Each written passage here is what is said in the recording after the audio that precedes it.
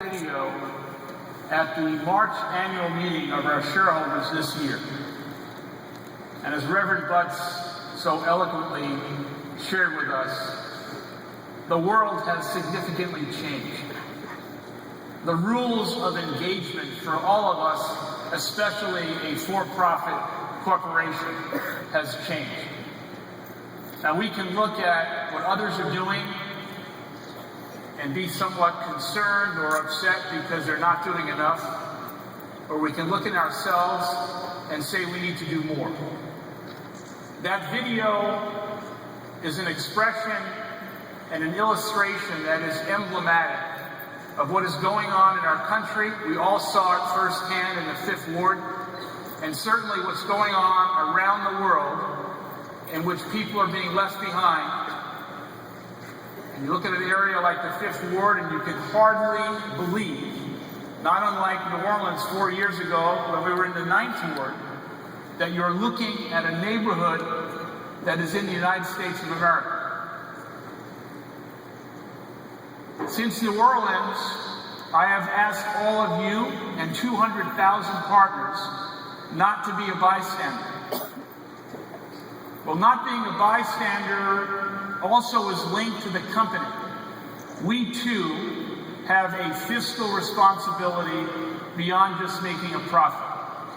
And for the past year, we have used our scale for good. We asked our customers to participate with us, and we did all we could for the last 11 months to be a catalyst to drive the opportunity for small businesses across the country to have access to credit because the banks have not been lending.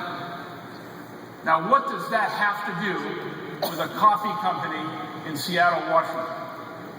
And what does that have to do with all of us sitting here to celebrate the final day of this extraordinary Global Leadership Conference? Well, partners, it has everything to do with who we are, what we stand for, and what we're going to do in the future.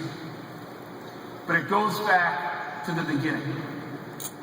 We all walked through the Leaders Lab and you saw the timeline from 1971.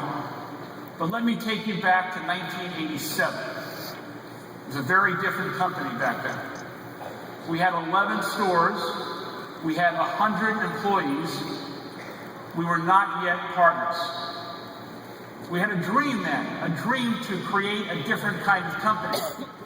Those of us who were there all came, most of us, from middle-class families or lower-class families, where we saw firsthand our parents did not have access to the American dream that they aspired to. So we said, let's try and build a different kind of company. A company that would stand for something unique and special. We're not better than anyone else. In fact, we've got problems and challenges, and we're not perfect, and we're going to make mistakes. But let's strive for something aspirational. And that was very simple in 1987. And here we are today, and it's as true today as it was then.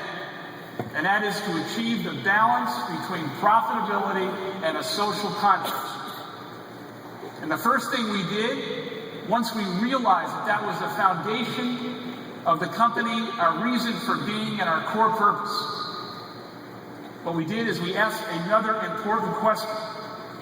And that is, the company can't be driven by profit alone, and the company can't be driven by only driving shareholder value. The only way we could exist as a company and achieve that fragile balance was to link shareholder value to value for the employees. So we became partners. And partnership became known as Beanstalk. We heard this week that over $200 million alone this year has been created, realized value, as a result of Beanstalk.